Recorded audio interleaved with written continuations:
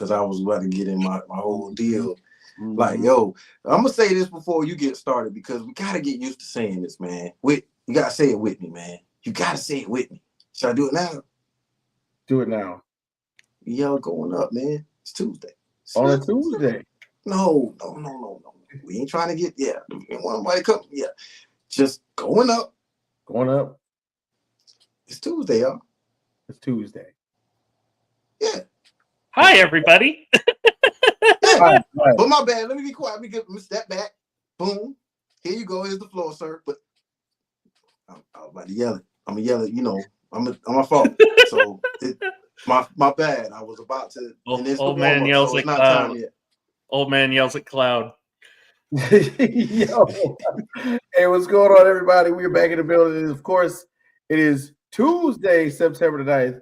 And just like Jay said, man, we're going up. It's Tuesday. There we go. All right. Live in full effect, of course. It's the guys from Rec Room Sports. Of course, we got Jay and MIC. We got my man Alan in the building. AP, what it do? I see you. Thanks for helping put this thing together today. And of course, we got myself, your boy K Whit, man. And normally we kind of get started with a couple things, but we're excited about what took place.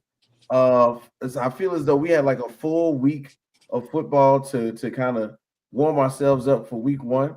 What did you just say? Yeah, like if I feel like we had like a full 7 days, but it was really like since Thursday, Fridays, Sunday, even Saturday had college. I feel like it was a full schedule. Sooner. Monday, then we had the Monday night game, which of course was good. So we got a lot to cover today, to be honest with you guys. But prior to that, man, there's a couple of things I think just kind of jump off the page, especially last week. I don't know if you know, but of course the gang is all here. We all sports heads. We all kind of keep our ear on the things. So on, hey, what's Apple? Never mind. But last week, I'm sorry. It's all good. Do you think last week Thursday, we got the public announcement that WNBA star, WNBA supernova, right? Caitlin Clark will be shut down, or has elected to shut herself down for the duration of the 2025-2026 WNBA season. Now, that's why is that important, you ask? Well, if you've been living under a rock, the WNBA has been going through a meteoric rise in both the eyes on on the subject matter. The conversation in both the media, print journalism, television, radio has been, growing as the product has been kind of uplifted by several names that happened in last year's draft. And then, of course, this year's draft has some incumbents as well. But somehow, some way, one of the main topics of discussion has continued to be Caitlin Clark and her dominance when she's healthy on the court for the Indiana Fever. But the funny thing is, what will the WNBA do in the absence of the Caitlin Clark factor? Quote unquote. Jay and I have had numerous conversations about this subject. So has Alan. We've all kind of revolved the doors and to say, hey, look, without Caitlin Clark, there's still some great basketball to be viewed in the WNBA, as well as, if you ever wanted to go check it out live, you know what I mean? Because the tickets have been selling out, the venues have been packed. It's turned into a spectacle to some degree. And I'm sure that, if you have been living under a rock, you've at least heard about, certain players other than Caitlin Clark, like maybe Paige Beckers, Asia Wilson with her latest, her A1s have come out, of course. The list goes on and on. Breanna Stewart, Sabrina Ionescu, the list goes on and on. If you do not say the feature, bro, I will come. Oh, okay. Yeah, I was getting to that. And then, of course, the possible front runner for the WNBA MVP, Miss Nafisa Collier. I'm getting my feelings about her. People to keep your eye on. But then, of course, there are several teams, if you don't know any of the teams, like the Minnesota Lynx, the New York Liberty that we aforementioned with Breonna Stewart and Sabrina Ionescu, the Las Vegas Aces, the Atlanta Dream, the Golden State Valkyries, which in their expansion year have decided to put on a show and make it so that they are pretty much eligible for the playoffs during their first year. So even though Caitlin Clark is one of the brightest stars who shines the brightest throughout, not just her play on the court, but also, and with her spotlight off the court through social media, through commercials, things of that nature. But there are other players out here who will hold up the mantle. Even one of her teammates, right? Sophie Cunningham's been getting a lot of buzz this year. Yeah, for sure. And Aaliyah, as far as Caitlin, Aaliyah. I had a conversation with somebody, and I told her she's not going to put up Asia Wilson numbers, but double, maybe 20 and 12. You know what I mean? So I don't know, going on without her. I think that that they've built somewhat of a formidable team without her. So that's we'll see, man. They're still spotted in that 8 spot, right now. Mm-hmm. And I know they've won the last couple games even without Caitlin Clark on the team. So they're still fighting at the very least. Yeah. To keep headway. I was gonna say, y'all, we got a WNBA expert in the green room if you want him to chime in too. Yeah, Scott lurking, man. Yeah, we love Uncle Scott when he comes on. Scott looking like the old man on Halloween. That don't like you. Screw the kids. Is it 9 o'clock yet? Right. Get off my lawn, kids. Get off my lawn. Everybody off my lawn now. Oh man, thanks for showing up, Uncle Scott. We love it when you in the building with us, man. As we were mentioning just in the warm-up, driving all the Vegas women crazy this past weekend. Oh yeah, shout out to you, man. I know you've heard about it already, Uncle Scott. What's your thoughts on the WNBA season continuing in the absence of Caitlin Clark? Don't we kind of think the Las Vegas Aces are kind of revving up here for a championship run? Haven't they won 16 straight games or something? They're on a long winning streak now. So it's like everybody that was worried about them about a month and a half ago can stop worrying about them because they're just going to make it to the finals probably to play Minnesota. So, Indiana's going to make it, but I don't think they're going to be a team that's going to do any damage. It comes down to 3 teams for me. It's Minnesota, New York, and Las Vegas. And I think those are the 3 teams. One of those 3 are going to win it. So. Minnesota, New York, and Las Vegas. I don't know, man. That Valkyries team is sneaky good. Like you mentioned, it's a lot of moving pieces, but I want to just put a little small spotlight on someone that we all talked about last season on episodes of In the Hoop that we thought was going to come in to the WNBA and really make some noise. Paige Becker, straight out of UConn, dog. I think her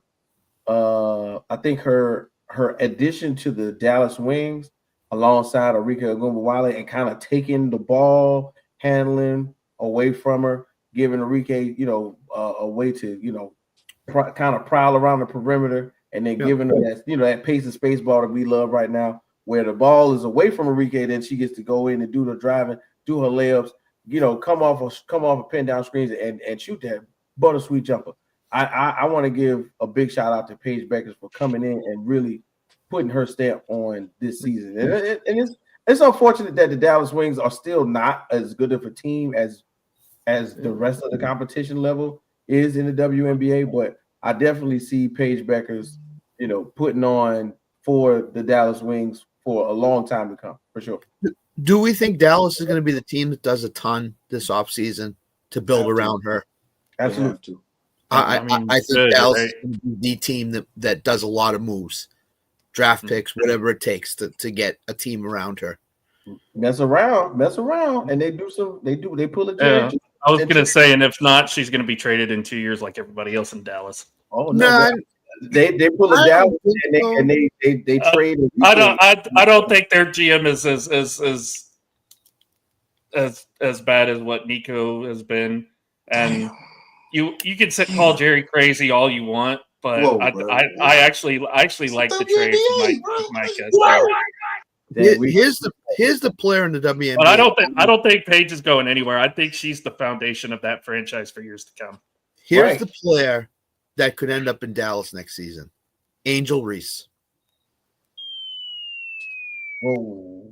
I think Chicago's getting tired of her act. Whoa. And I think they may just trade her. Oh my goodness, bro. For picks. But what? Hold up. For what? Trade her for what? Damn. I think Angel Reese's act is getting tired in Chicago. I think the Sky front office is getting tired of it.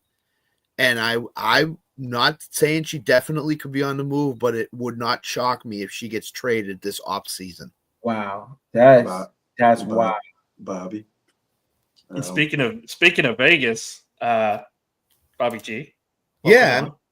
I mean, look at it this way. She's making disparaging comments against the front office and against the organization.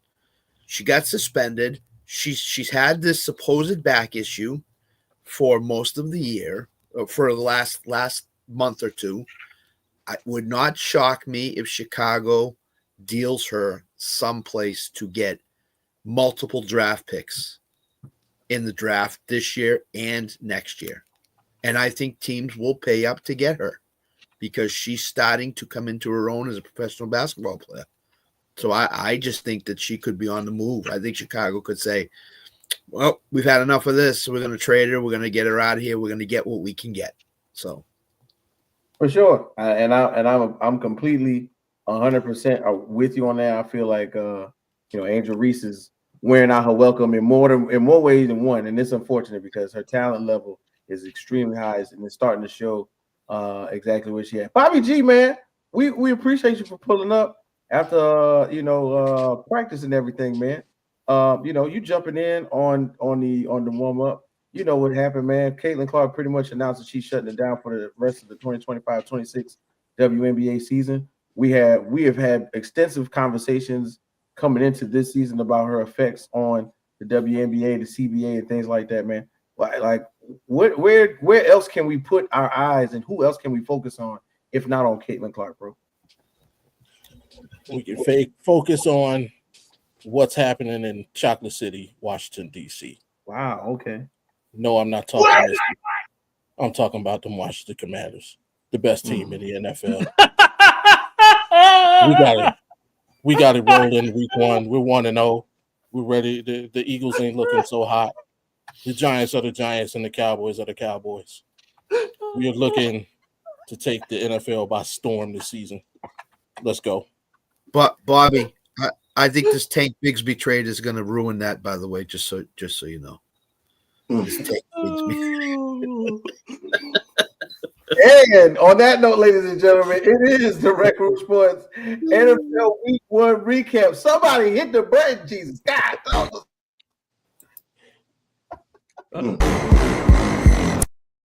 This is Rec Room Sports. Olympians carrying the torch, going where they don't go. We ain't lost. From the optics to the topics, we got this with synopsis. Think outside the boxes like Jay on the mic or your boy K Whit.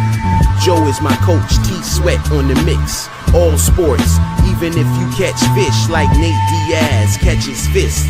You need to catch this episode, it's a can't miss. We go live and you should subscribe and X's and O's. We made our plan, yo.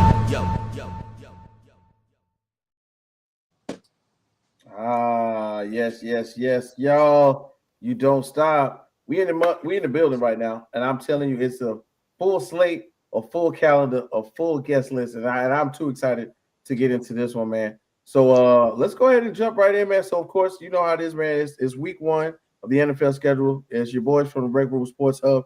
Of course, we got my guy Jay on the MIC. Jay was really good, bro. What was that? I couldn't hear you. We got Jay in the building. You know what I'm saying? Shout out to Jay. You tell me. You know, we gonna tell it today, bro. We gonna tell it. Of course, over here we got my guy AP, Big Allen in the building. Allen, what it do? How you feeling? Jay, did you just come from Mississippi State? Is that why you can't hear very good? Oh man. All them cowbells ruining your hearing right now. Ooh, shots fired. Boy, that's all we getting today. Early. I'd like to apologize to all the people in Mississippi that are watching the show tonight. Hey, it's okay. My quarterback plays for Mississippi State. All right. Shots fired early. Hey, congrats to them, by the way. Congrats to them, by the way. Congrats to them on the win over Arizona State this past week. Big win. He doesn't even know. Once again, we got one of those teams. It's a Big 12 team. Uncle Scott's in the building. Scott Cope, how we feeling, bro? I'm very upset that the Cowboys lost this week. Oh my goodness. Very upset. Right now. Cowboys standing will commence very shortly. And of course, Cleveland is home, but Las Vegas is on. Bobby G's in the building. Audible Bobby G, how we doing today, bro? We're doing fantastic.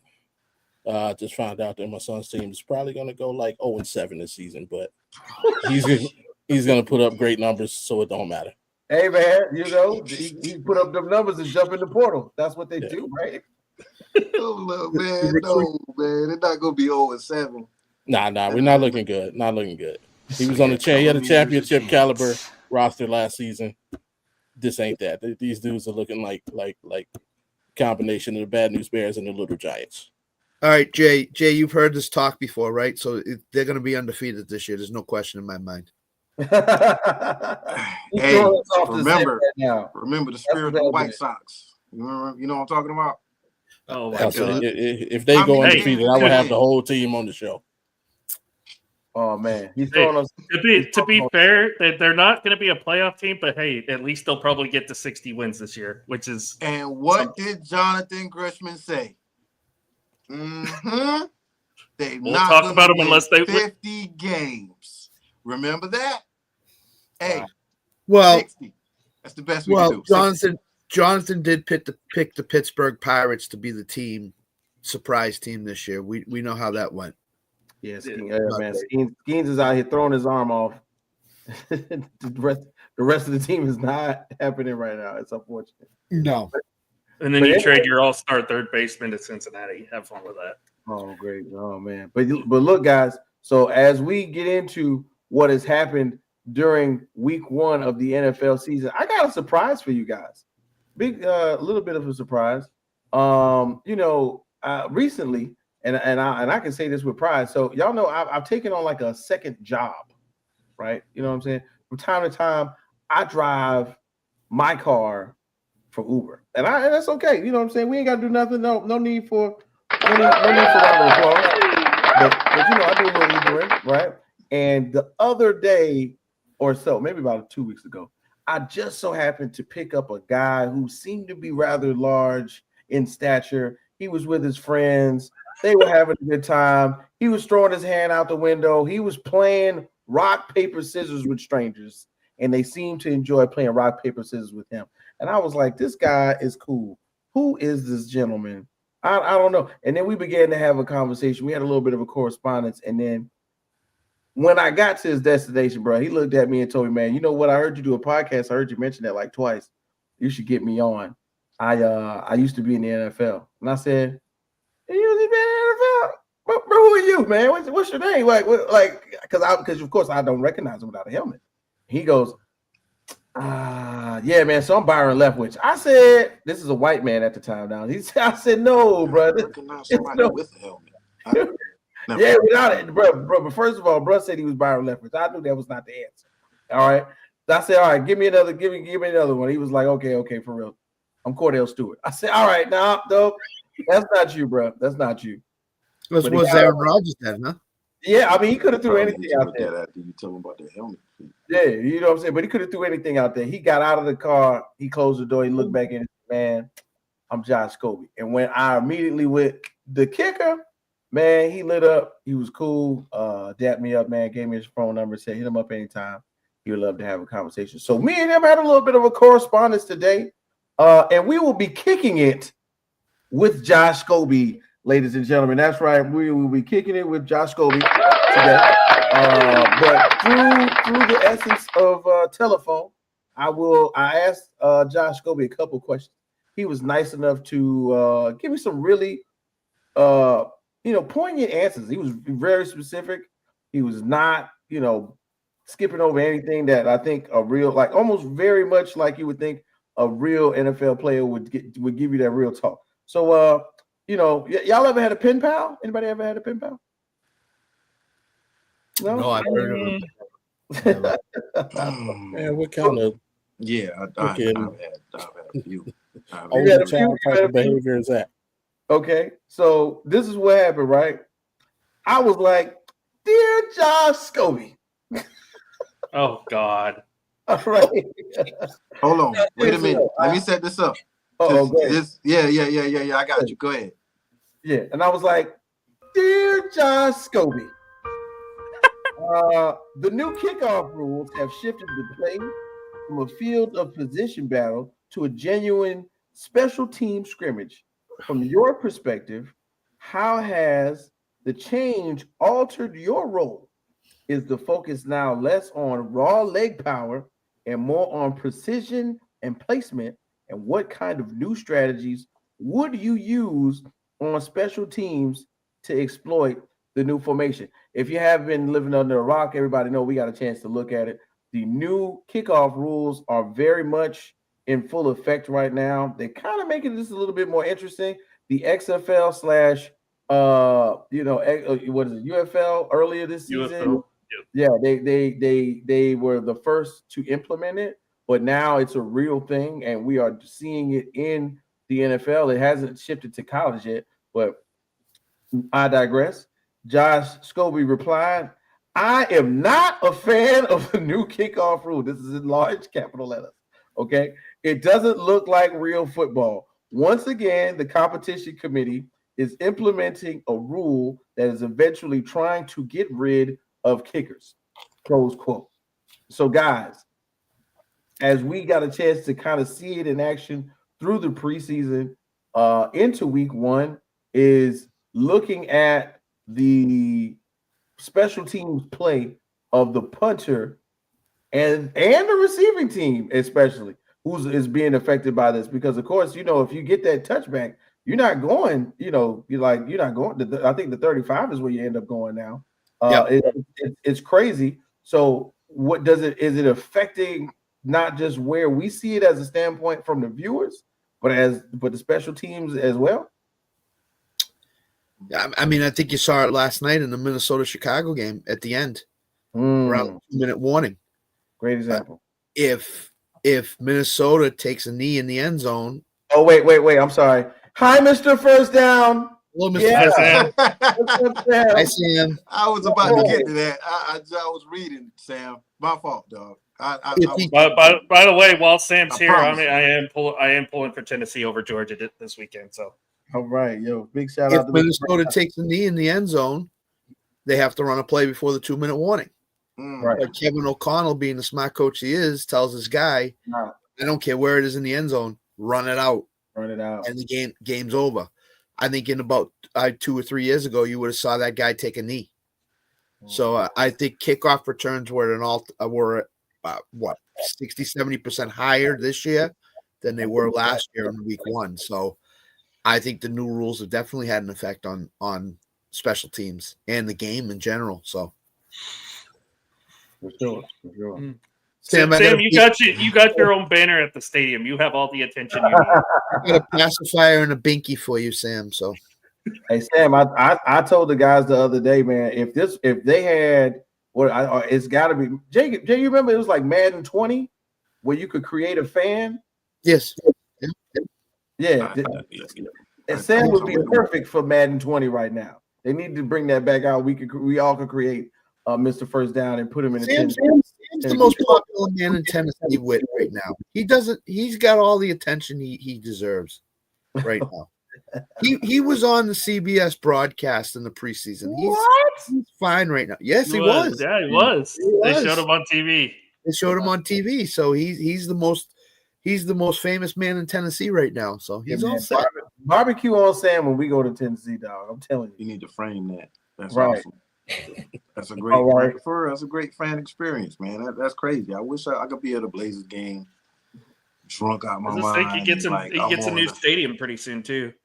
Do a crazy dance or something. Yeah, they're getting a new stadium pretty soon. Yeah, Alan, isn't he sitting by the mosh pit or something? Isn't that the mosh whatever? Something like that. I don't know what they call it. That stadium is going to be one of the best things that happened to that area. I'm not trying to, Sam. I'm not trying to, but I did kind of. I used to be out there a lot, and just when you look at the landscape, it's going to open up a good bit of things.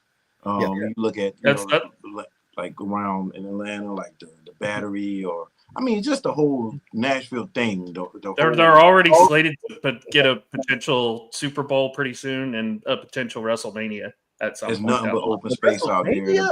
Sam, turn. TURNT. Turn. God, I'll be there. I'll be there. Sure. All right, guys. So as we get back into kicking it with Josh Scobie, so I had a second question. Question 2 was, with 11 games being decided by one score or more from week 1, which kick of 50 yards or more from the last weekend meant more to his team to help close out a close game? And then Josh replies, Matt Prater's game-winning kick stands out the most. Signed 3 days before the game, 41 years old, and still has it. Very impressive. I also loved Harrison Butker's kick too. 59-yarder on a fire drill is awesome. Now, I don't know. I know. We always, watch way more different variations of what happens, but these games was closer than I think we all kind of predicted. But week 1 is a little more sloppier. The defenses kind of normally have a little bit more to put together than the offenses, because the offenses are kind of on a roll. But somehow, some way, bro, these kickers were out here putting in that work. And I'm talking about numerous guys, not just 1 or 2. We're not gonna talk about young Hui Koo right now. But Matt Prater, Tyler Loop, Boswell, my man Boz kicked it with 60 yards. Harrison Butker, career long for him too. 60 right? yards. Yeah, that was that one. Kiami Fairbairn, 53 yards. Daniel Carlson, 51 yards for the Raiders. Chad Ryland for the Cardinals for another 50. Like, is this going to be the year where 50-yard kicks become the norm for the NFL? Look at Thursday night. You have 2 of the best 50-yard plus kickers in the NFL on that game alone. Jake Elliott, he can hit it basically from anywhere at this point. You put him at like 59, 60, he can hit it from anywhere. And we know how good Brandon Aubrey is as well. Last year had 65 yarder last year in NFL record. He can hit from 70, honestly. And we saw Cam Little in the preseason hit from 70. So it's becoming to where, the younger these kickers get, and the more that, especially if you get them from the UFL, because that seems like where some of these guys are coming from. Jake Bates is another one, UFL kicker, who's really good for Detroit. These guys can hit with range easily. Like 50 is going to be like the new 40-yard kick at this point. Well, 50 is going to be the new 40, and that's just how it's going to be, in my opinion. And look, it's going to keep going, because just like you said, a lot of these older kickers, guys that have been playing for the UFL, they've been doing their thing the entire time, and they're ready to go.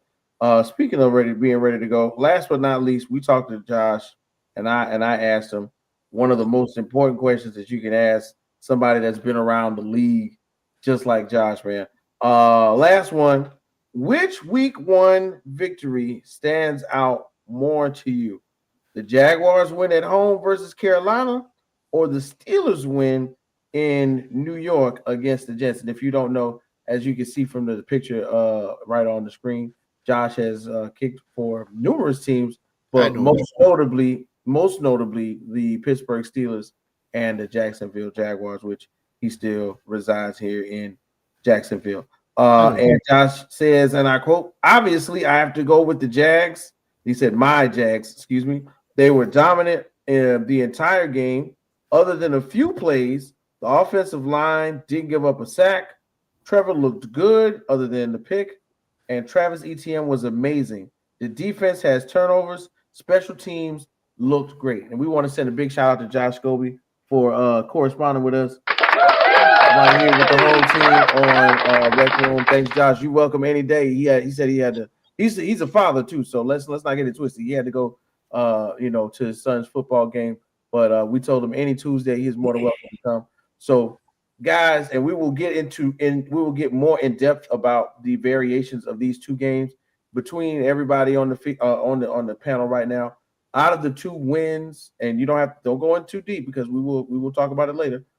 Which one do y'all think was more significant? The Jaguars win against Carolina or the Steelers win against the Jets? And you don't have to be biased because this terrible towel is here. Pittsburgh.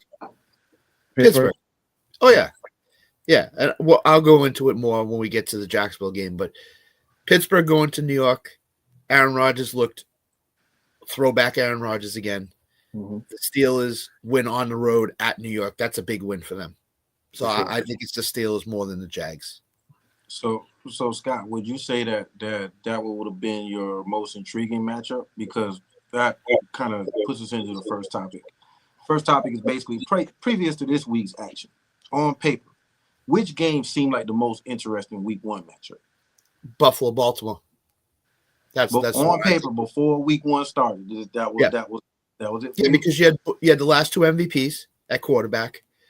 You had James Cook going through all that contract issue. How was he going to respond in week one? And which Buffalo receiver was going to be the one to step up for them? On the other side, you had Lamar Jackson and you had Derrick Henry. Could Derrick Henry put on a performance like he did Sunday night? And he did, obviously did. And then the other thing to me was that could very well be an AFC Championship game preview matchup. For Buffalo. Could very well be. Could very well. It will be, but it could be. So that was the most intriguing matchup, I think, of week one was Baltimore and Buffalo. So with that being said, after the aftermath of week one, what do you seem to be the most impactful, win or loss?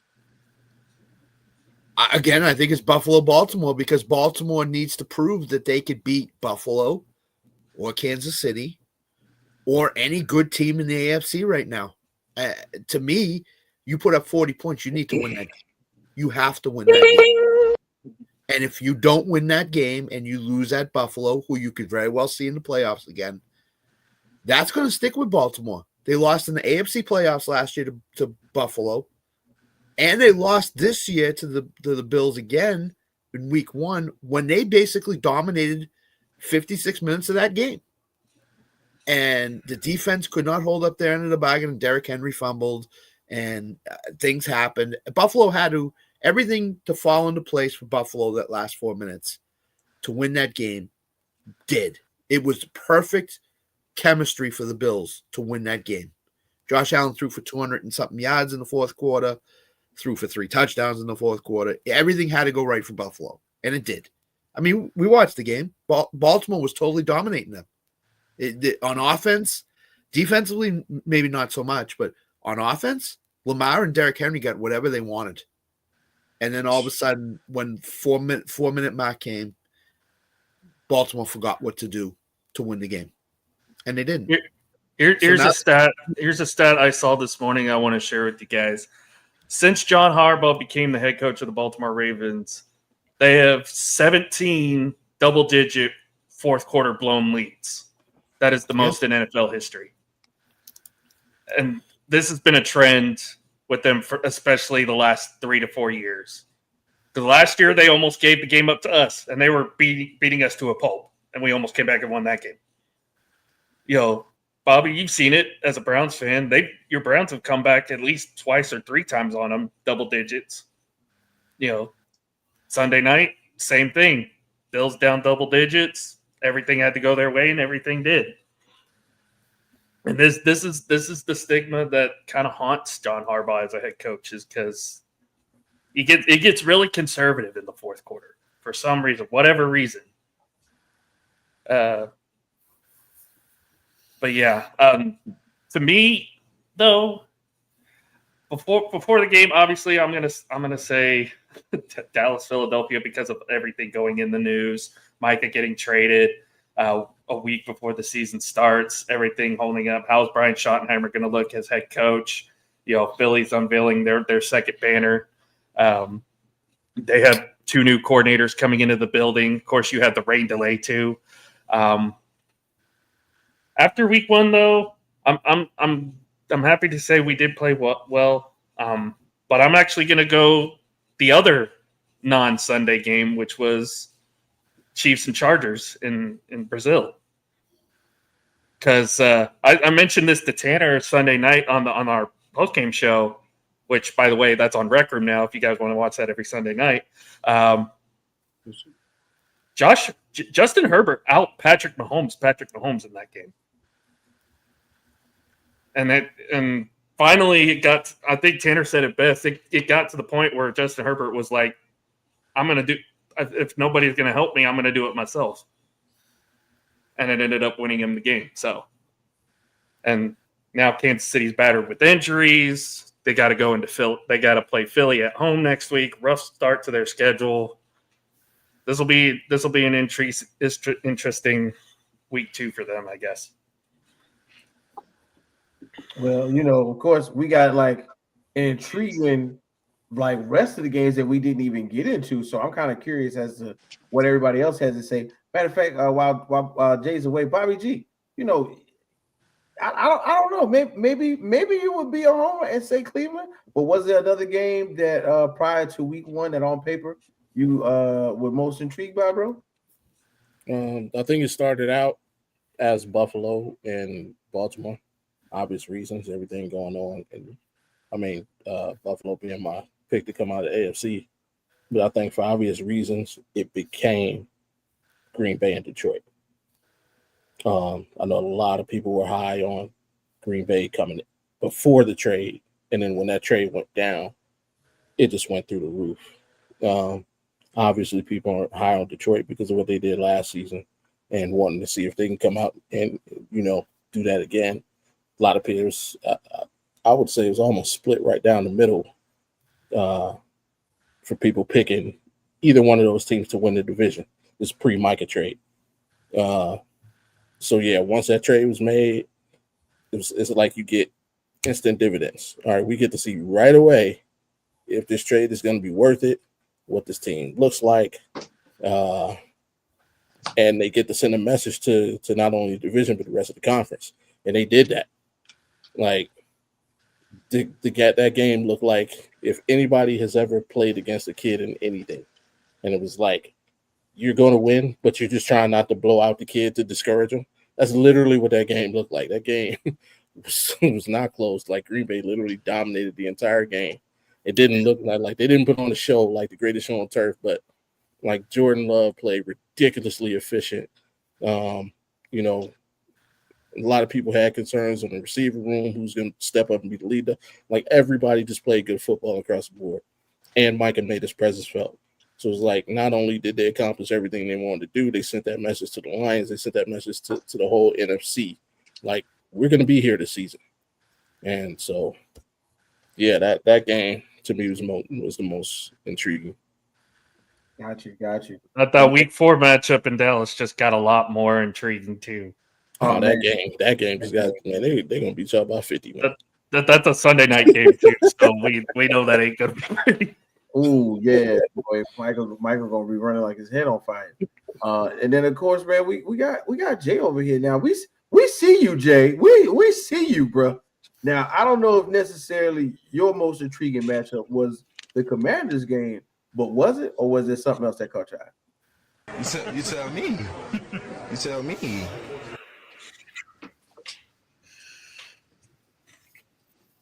Just saying, man. what do you think? You tell me. I was ready. You tell me. That's your sound, dog. You know what I'm saying? You tell me. You tell me. You tell me.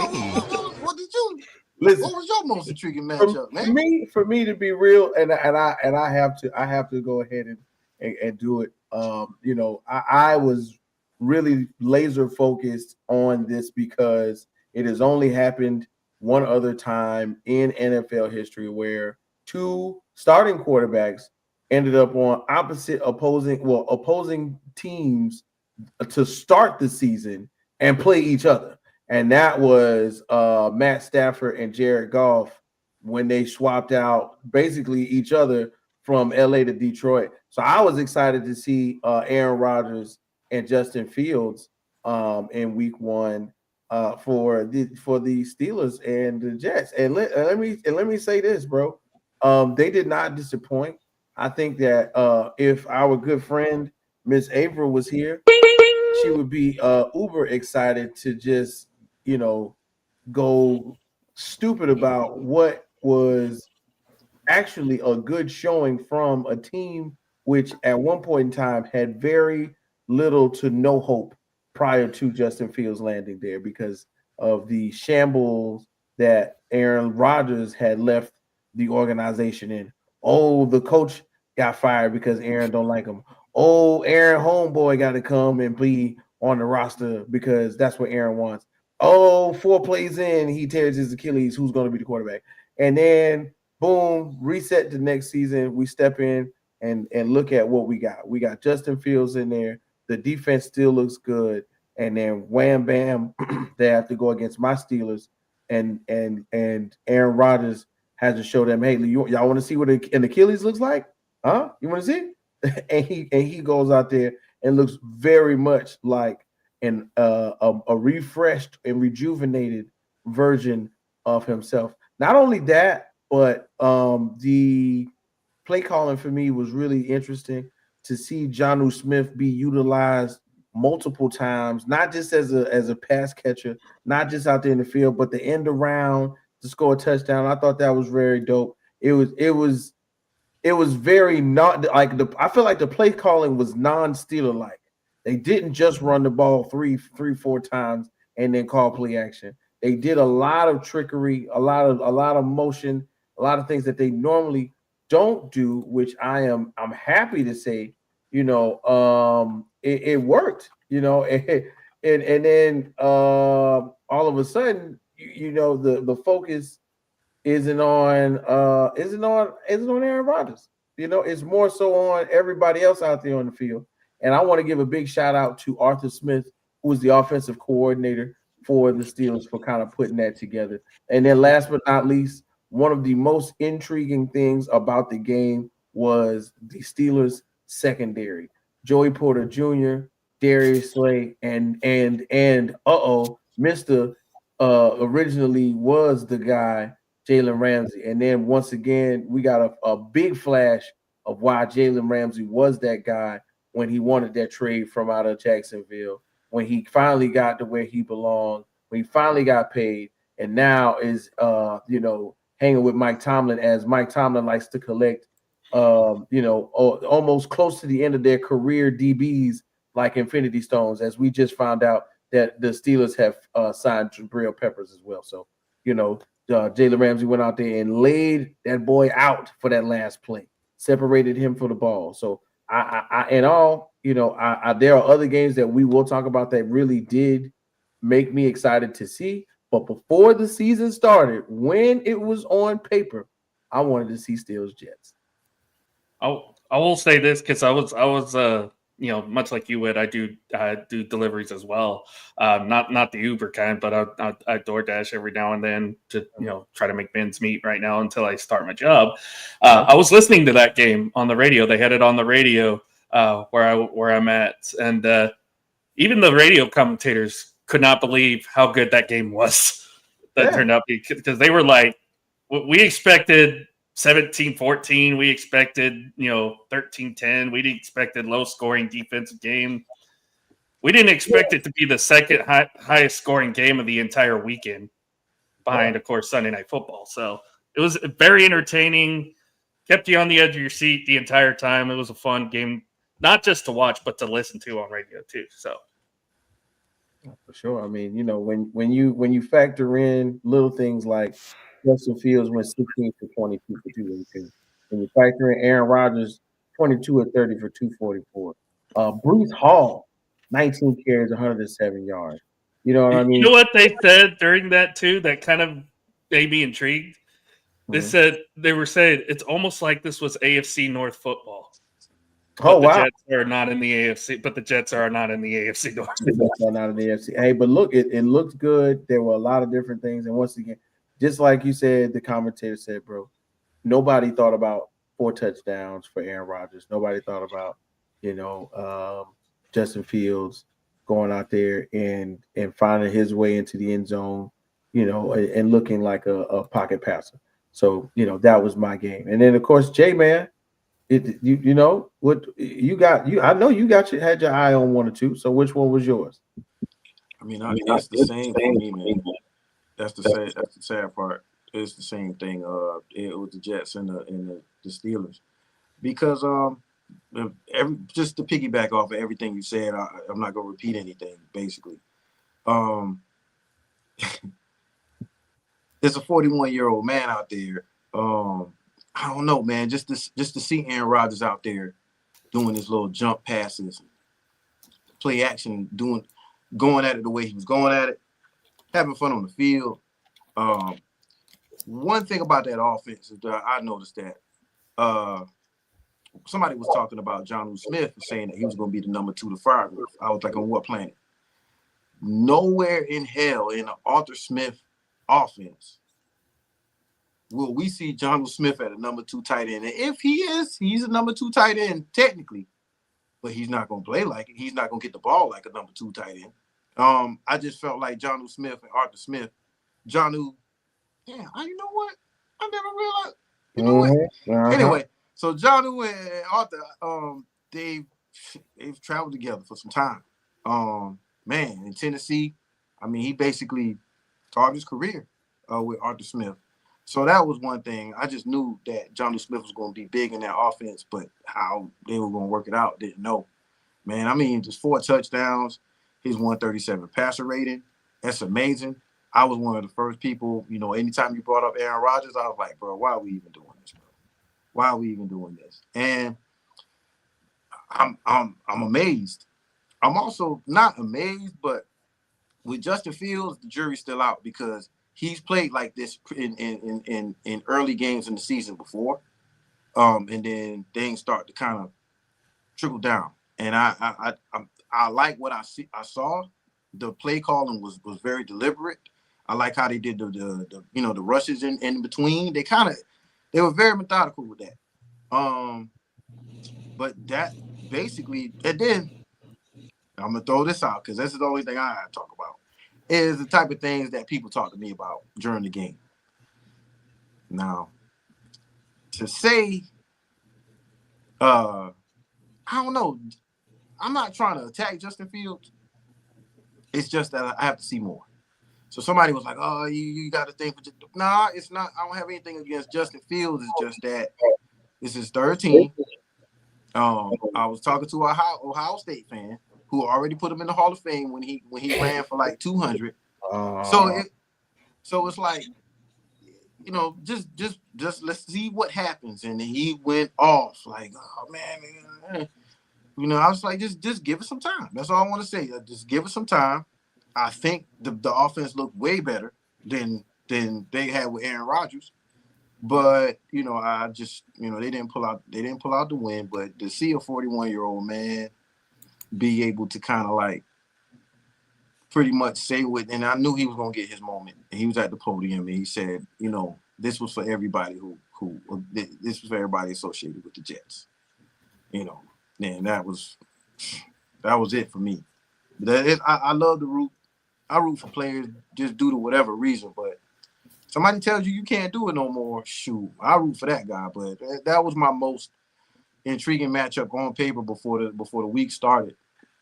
But the most impactful, I'm gonna go away from whatever. I agree with everybody. The Bills, of course, the Bills' victory over the Ravens will be definitely one of that victory because of what like Scott was saying. And I didn't get to hear Bobby, but during my thing about the AFC South is, and maybe, I don't know if Sam's still there, but the Colts getting basically a home opening win, a season opening win for the first time in 3 years, in a division that's been very lackluster. Like, all you had to do was play decent and you can win that division.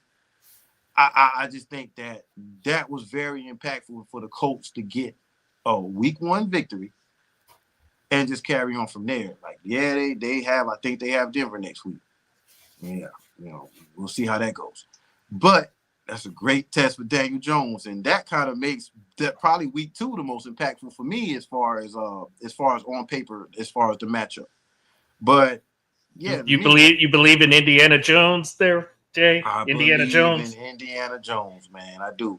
I really do, because we're gonna get to that. We're gonna get to that. But yeah, as far as my week 1 matchup on paper, the most intriguing was, it had to be the Jets. I mean, it's Aaron Rodgers. Like, can he do it? Can he, do it against his former team?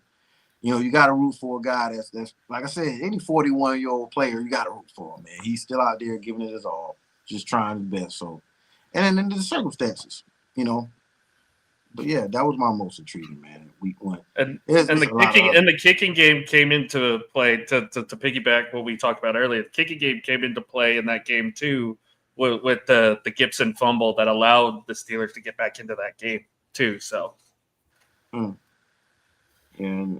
that's another instance of the kickoff coming through. I don't remember Boswell looking this good for a long time. Like, I don't remember Boswell cooking that. Like, he kicked. He's had his kicks, but it just seems like Boswell was falling off the last couple of years. And fantasy wise, he just wasn't giving me any points. He'll miss, and in our fantasy league, they take points for missing. So you don't want nobody missing. So Boswell, I was kind of staying away from. But yeah, for him to kick those like that distance, and basically like he was talking about with Scobie is Scobie. I just think that he paid him his money. Did they pay him his money? They paid him his money, right? Oh yeah. So he's an assassin. He's a serial killer, just like Tom said. Didn't seem like one last year for me though, but yeah. But yeah, man, we won. Like I said, that AFC South, as far as the impact of just getting that week 1 victory for the Colts. I'm big on that. I wish we could get into that right now, but shoot. I mean, we pretty much talked about it not too long ago. Everybody went into it. I'm getting a little lag here. But basically, topic 2, man. We all know that Superman is a Buffalo Bill, right? Right? And that's Josh Allen. I don't think so. Of course you're going to say that, Scott. Of No, course you're going to listen, say that. I love Josh Allen. Great quarterback. Great player. Great NFL player. Win me a Super Bowl first before I call you a Superman. Win me a title. You need to win me a title. I don't care. Lamar, same thing. Win me a title first, and then I'll consider you in the upper echelon of the NFL quarterbacks. Okay? You can have all the stats in the world. You can run for as many yards as you want. You can throw for as many yards as you want. But until you win me a Super Bowl, you're not in that league and class yet. But until you get off my lawn. Listen, and to Scott's point, if there's one guy we need to consider Superman, and I'm sorry, Jay, it hates me to say this too, it's that guy wearing number 1 in Philadelphia. The guy who's been to two of the last 3 Super Bowls. He's the best quarterback in the conference. I don't think you can put any. And it hurts me to say that. Am I on the right show? Any player in the class of Superman in the NFL. I don't know. Was this just for the one I just liner, don't or was he think serious? you can, because you need to show me you can win championships. And the Buffalo Bills have gotten to the threshold of it and haven't been able to step over that threshold. Mm-hmm. They haven't been able to get past that team that Tanner roots for. Josh Allen has not been able to do that. And he's had ample opportunities to do it. He wins in the regular season against them. He knows how to do it in the regular season. When he gets in the playoffs, he can't do it. And until you can show me that you can do it, you're not a Superman yet, because you haven't done everything yet. Yeah. And Alan, I'm sorry, but you're automatically disqualified from being called Superman if I have to be at the 40-yard line for you to throw a Hail Mary. Dang, Bobby, that's kind of tough. That's facts. We all saw that game when they needed him to throw a Hail Mary and it landed at the 20. We act like we didn't see that. He went. Remember, Josh Allen was down in Miami that year, and he couldn't complete that pass with the guy wide open in the end zone from the 7 or 8 yard line. He couldn't do it. I mean, it's just the big situations that they get into. He can't do it. He can't get him over that hump. And is he a great NFL player? Yes. Is he an MVP caliber player? Yes. Is he a Superman? No. And the same with Lamar too. I know he's got 2 MVPs. I know he's got the stats and whatnot to the kind of back playing. He's only the thing that's worse. He's only got 2 playoff wins. He's got as much playoff wins as my quarterback does, and people rag on him for only having 2 playoff wins. So I mean, you got it. Like you said, Scott. Until you beat 15 in Kansas City, which only one person has done, and that's Joe Burrow. Albeit he didn't win a title that year because, you run into Aaron Donald. It's not going to happen. He still got past the guy you need to get past in Kansas City. So, Jay, just to that question, if he doesn't do it this year, he never will do it. Never. Wow. This has got to be the year he does it. If he doesn't, he's never going to do it. Now, this is semblance of the 90s Bills teams that went to 4 straight Super Bowls but never could get the job done. It's a great question. The only problem with that is that they can't get past the AFC title game, especially whenever Patrick Mahomes and the Kansas City Chiefs are playing in it. If Kansas City's standing in their way in the playoffs, I would bet on Kansas City 1 million times out of 1 million. He just can't do it against them. Don't know why. He just can't.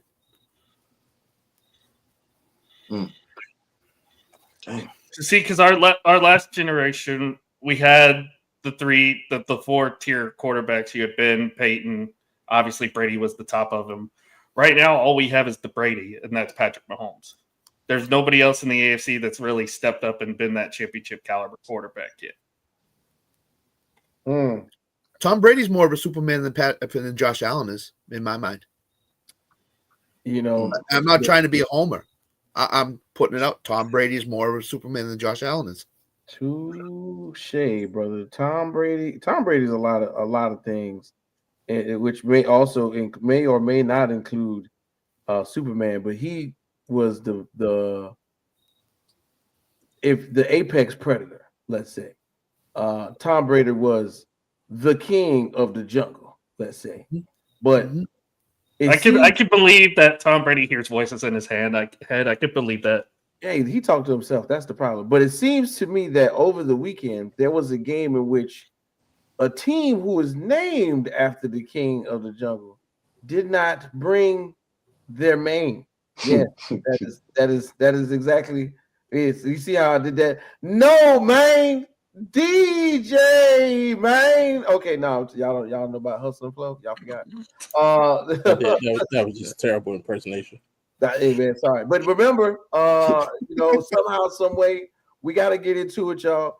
The Detroit Lions, where we were, I think we were kind of all eyes on the Detroit Lions, bro. I think we were all in some way, shape, or form excited to say that, hey, this team, which looked good, was going to come back and be somewhat of a world beater, or back to the standards in which Detroit football was going to be held at. They're going to be biting kneecaps and such.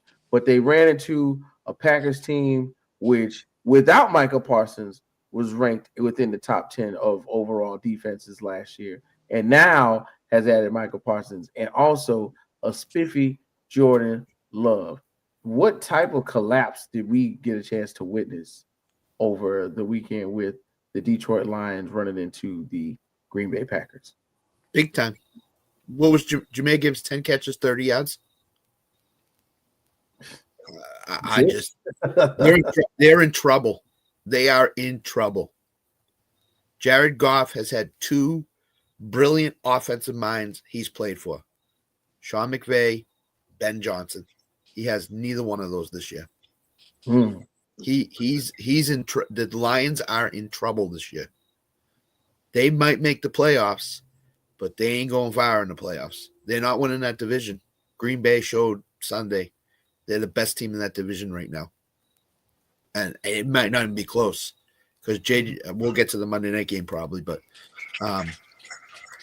they're in trouble. They're in trouble. Jameis Williams, three catches, 15 yards. Amon-Ra St. Brown, 3 catches. Jameer Gibbs, 10 for 31, something like that. They're in trouble. They're a team that's in trouble right now. Yeah. Hey, look, man, losing the coordinator like they had, like you said, and he's like you made perfect sense of it now that I think about it. Losing 2 coordinators, especially when you're on the way to Super Bowls, that has to be a devastating factor in what happened, man. And Bobby mentioned it earlier with the impact of having Micah somewhere on the Green Bay Packers. I think is a big deal. 3 QB rushes, incursions, and 1 sack. I think that's pretty good for a debut, right? And to think they weren't even using him all the way either. He was being limited because of his back injury. Yeah. So they're not even using him to his full extent. So, back injury. But I tell you what, they're probably what they're probably doing. They're probably gonna just sparingly use him for the first 3 weeks, and then when they go to Dallas, they're like, "Oh yeah, you're on every play." Oh my God. They're gonna put it just to make a point. They're gonna do a Mike Vrabel and make him a tight end and have him catch a pass in Dallas. Micah was lying to me. He said he had a bad back. He didn't have a bad back. He just was faking it. That's crazy. Hey, that lumbar injection might be working. Who knows? But yeah, I'm right with Scott. I'm a little concerned with Detroit because you got to put up at least a little bit more of a fight than what you did. I mean, you're supposed to be the class of the division. You're everybody's favorite to go to win the division. I see some people like myself actually pick the Packers to win the division before the Micah trade, like we mentioned earlier. But again, losing your coordinators, it sucks. You got to be able to adjust. Especially coming out of the second half. You got to be able to adjust to what the other team is doing. So, and unfortunately, Detroit didn't do that, and they got beaten down for their troubles. And to the question before Bobby and Jay go, they lost 5 coaches off that staff last year. 5. Mm-hmm. That's a lot of coaches for one staff. Their QB coach is the OC in New York right now with the Jets. They're one of the defensive guys is the defensive coordinator in New England right now. So they lost 5 guys off that staff. That's a lot. Maybe everybody saw the writing on the wall, bro. Yeah, I think so. I mean, though, they're gonna say it's no excuse though. But I mean, it's hard sometimes. I mean, we lost half our coaching staff too, but we looked at least halfway decent against the Super Bowl champion. So I'm with you, Scott. I am kind of concerned about Detroit going forward. Okay, yeah. So like Ben Johnson, just that whole effect with Jared Goff. They are in trouble. I mean, Jared Goff can beat no blitz without an offensive mastermind. Just like Scott pretty much alluded to, like he has not been able to play well under somebody who you can't play any type of traditional offense with him. You can't. I mean, which I want to give him Jeff Fisher. Try that again. So it's sad. I guess anything in week 1 is an overreaction, so to say, but that's not a fluke. Like this is Green Bay. Y'all been able to at least not look that bad against Green Bay. And of course, Michael Parsons does make a difference, but I don't trust Jared Goff, man. I don't trust Jared Goff against the blitz without an offensive mastermind. If you ain't pulling trick rabbits out your ass, I don't trust Jared Goff. It's just that simple. And it's sad. You throw him out there, he's a statue. Like if you give him a pro-style, regular-ass offense, he is a statue. Mm-hmm.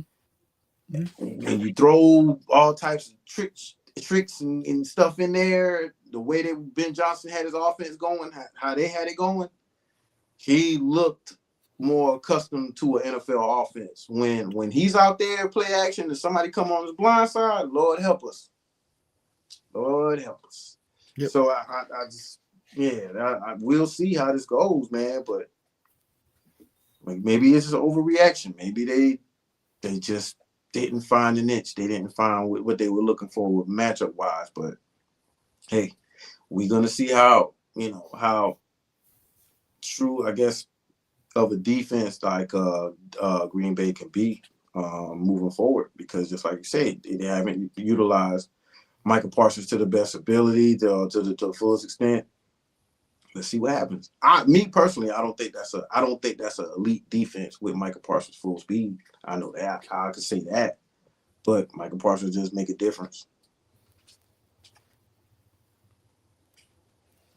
I mean, making a difference is pretty much the margin of winning and losing in the NFL.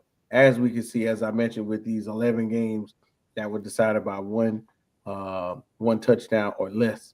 You know what I'm saying? And, coming from, what we saw last season, and I remember Bobby was rather high on them at the time. This was kind of just a bit of an astonishing sight to see, even with Micah on the other side, like you said, Jay. Go ahead, Bobby. It looked like you were about to say something. No, you're good. Yeah, I ain't gonna be, as tough on them as everybody else. Yeah, they got beat. It was bad, but I can't put it all on Jared Goff. Dude completed almost 80% of his passes. What killed them was I had two dudes in the backfield that combined for 2,000 yards and almost another 1,000 yards receiving that didn't do a damn thing. Right. Jameer, you change your number to number 0 because you think you're that dude, then stand up and be that damn dude. Yep. Like, it's as simple as that. Like, and the blitz was what it was. It's because they couldn't run the ball. You can't run if their offense is predicated on those backs being effective. When those backs aren't effective, their passing game isn't effective because it's just everybody playing the run on the way to defend the pass. And that's what Sunday became. Just tee off on Goff because these two dudes aren't doing anything. And even with that, like I said, he completed 80% of his passes, 1-1. Wasn't as ugly as what happened in the playoffs. So, but going forward, kind of in agreement with everybody. I think their schedule just got tougher, if anything. Obviously, they got the Bears next week. Winnable game. They should rebound. They should look good. But then you got at Baltimore. You got Cleveland, which the way our defense played is now a tough game. You got the Bengals, who should win next week. So they'll be off to their quickest start in 5 seasons. That's now become a tougher game than probably thought at the beginning of the year. And then you got at Kansas City after that, and then Tampa Bay, and then the Vikings, who should look a hell of a lot better than they did yesterday. And yesterday in the fourth quarter, they look like world beaters. Absolutely. So Absolutely. Yeah, this season could get really out of hand really quick if they're not careful. But we'll see what they do next week. If they can get that confidence back, get that swag back against the Bears, I think they can right the ship. And to Bobby's point, if they lose to Ben Johnson and the Bears at home next week, man, that's what I was about to ask. Like, talk about an intriguing matchup. You're going to have some serious questions in Detroit as to what they can do and what can Jared Goff do, because Ben Johnson knows the personnel on that team inside out, backwards, forwards. So he's going to have some scheme dialed up against that organization. And Dennis Allen and DC, diabolical, boy. This about I don't like the Lions in that game. I was gonna say Dennis Allen as a defensive coordinator is great. As a head coach, he's awful. And then also when he doesn't have necessarily a lot of weapons on defense, like when he has when it's just they kind of just depending on his brain trust. Nah, he can pull out a couple wins out his ass, but when he gets the right personnel and against who a certain he this is gonna be bad for Jared Goff. I think this is gonna be bad for Jared Goff, man. You gotta watch the practice reports all week on DJ Moore. He got banged pretty good. Last night. You see he collapsed at the end of the game? Yeah.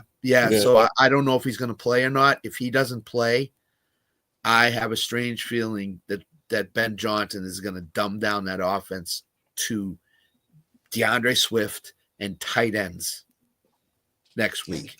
If I'm that offense, it's the guy that has to step up. If DJ Moore's not there, is Luther Burden. Oh, no question. You got him early in the draft. You expect him to become a top target for your quarterback. Luther Burden's got to step up. Tight end as well. Tight end's got to step up too. But again, to the topic, if you're Detroit, you cannot lose this game this week. You can't do it. It's definitely a must win. Yep. But something in their favor. Before the season, the last 3 seasons, they started out 1-1 every season. Mm-hmm. So, yeah. Hey, look, this, even though we're talking right now about Detroit and the Packers and how they looked and it was disappointing. This is week 1, and in week 1, we are known to overanalyze, over-exaggerate, and overcompensate for what we think is to be the future for some of these teams. So, it's a lot of ball to go, but hey, that's what we're here for. So, y'all know what's crazy, man? I think a lot of things are tied into names, they're tied into titles, what people call you, what people recognize you as. And then if the title fits or is befitting of the name, then it works out well. I believe there was a gentleman in New York who was a quarterback, and we called him Danny Dimes. I don't know if due to the structure of the team, if Danny Dimes was one that could have been sustained not only by the play, but of the teammates who was receiving the dimes from Danny Dimes. Because I don't think it worked out. Eventually, Danny Dimes got out of there. Now he's got a new nickname that Jay and Alan both brought to my attention, who was possibly, I think, originally dubbed by, y'all say Chris Berman? Honestly, I heard it from Alan before I heard it from Chris Berman, but okay. It could be Alan. Yeah. It could be. I believe, I can't remember where it was, but I heard somebody call him Indiana Jones, and I was like, that is a great nickname. Ooh, that is a great nickname. So let's talk about it, guys. Indiana Jones, of course, another one of the maybe not the most anticipated game, but if you're a football guy like we all are, this was one that we kind of like, especially if you was like looking at the ticker or your phone or the ESPN app or something like that. You started looking at the score and you was going, who is the quarterback? And last year we had this conversation about the Colts picking up Daniel Dimes, and somebody who shall remain nameless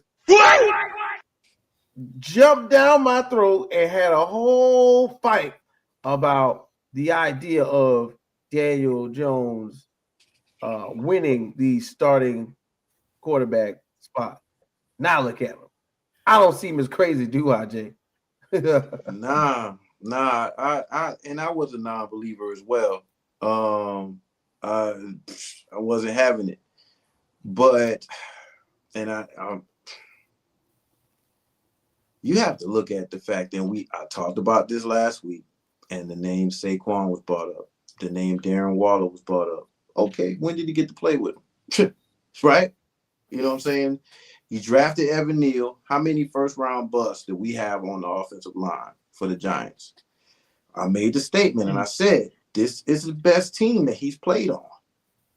Like playing. Like actually playing. Actually, this is the best team that he's played on. The first-round picks is the wide receiver core. When we look at the defense, maybe he hasn't played at this defense is talented, but I think the Giants had, the times he was there, I think they had a better defense possibly, or better stars on defense, should I say. Buckner, a lot of people don't really care. Oh, he's not even there. What am I talking about? No. Yeah. Not as talented on defense, but offensively, that's the best offense that I think he's played with. Jonathan Taylor, no, he's not a Saquon Barkley. He's not as probably athletic, but he's a great running back. He can run. He's more than capable. Now he has Warren at tight end. Give me Warren and put him up against Waller's availability. Your best ability is your availability. And he didn't get to play with these dudes. So if people do, Saquon or this or that, he played with. No, win. You know what I'm saying? Win. He didn't play with them consistently. I just think this is a better team. Offensively, on the offensive line, these are better prospects on the offensive line. When you talk about Nelson, when you talk about the other guys, this is a better team. Why? A lot of people just looked at it on the negative, like glass half empty. Oh, man, Richardson must be terrible. Damn, he that bad? Nah, like these are 2 first-round picks going at it with a capable offense. And just like with Richards, basically what they would say about his progression, he did progress. Just not to the effect of Daniel Jones. And I think a lot of people was too busy poo-pooing AR when they should have been understanding that maybe Daniel Jones is in the right place where he needs to be. And he's actually getting to put his talents, because he's down on himself. When he said, I didn't play well, I mean, he didn't, but he showed flashes. A lot of people tripping. He showed flashes. He just didn't have the consistent teammates that were very consistent to go around that. Didn't have like the best receiving cores. So like I said, I think this is the best team that he's ever played with. They wanted that man to go out there. Like, but they still trying to figure out what to do with Evan Neal. You know what I'm saying? They put so much into him, they can't get rid of him if they wanted to. Nobody wants him. If I'll put it like this, if damn Joe Bugle don't want him, or Callahan don't want him, nobody wants him. And Joe Bugle ain't in the damn league no more. Shout out to Joe Bugle. Can I throw this out to everybody, and we'll see how I think. First of all, Anthony Richardson has had one good day in his NFL career, and that's the Combine. And Indianapolis fell in love with what he did at the Combine, and that's why he get drafted before. But in terms of Daniel Jones, you have to have a certain mindset to play in New York. I don't think Daniel Jones has that mindset to play in New York. Now, after he got benched in New York, he signed with the Minnesota Vikings, knowing he probably would not play a game in Minnesota. Why? Because they had Sam Darnold, who was having a career year. He had a career year last year. Kevin O'Connell resurrected Kirk Cousins into a really good quarterback, and Sam Darnold into a really good quarterback. So anything that Daniel Jones could learn under Kevin O'Connell, he could take with him to his next stop. He was smart to sign in Indianapolis. Small market, small town team, no media as big as New York. he can basically play the game that he wants to play and that he knows how to play. And we saw it on Sunday that Daniel Jones had no pressure on him. He was not the number 2 draft pick for Indianapolis, number 3, whatever he was with the Giants. And he's relaxed. And he's playing relaxed, and you saw it on Sunday. When he's a quarterback that needs to play relaxed, calm, and no pressure on him. And you saw what he could do. I think Daniel Jones is going to have a really good year in Indianapolis because he's going to be playing calm, relaxed, and there's going to be no media pressure on him to perform at the highest of levels in Indianapolis. If they go 9-8, everybody's fine with that in Indianapolis. If he goes 8-9, no pressure. I think that's the difference with Daniel Jones this year is he has no pressure. He's not in New York. He's not in Philadelphia. He's not in New England. He's in Indianapolis. And he could just play his game. And we saw him play his game on Sunday. And I think he'll play much, much better than he ever did in New York because of that simple fact. And what's around him, too. What's around him, too, is great. He's got a running back. He's got Pittman. He's got Downs. He's got Tyler Warren. He's got receivers around him that can perform. If he's able to play relaxed and gets a long leash, I think Daniel Jones have a really good year this year. So he rushed for 2 touchdowns. Yep. You know what I'm saying? I mean, 22 or 29.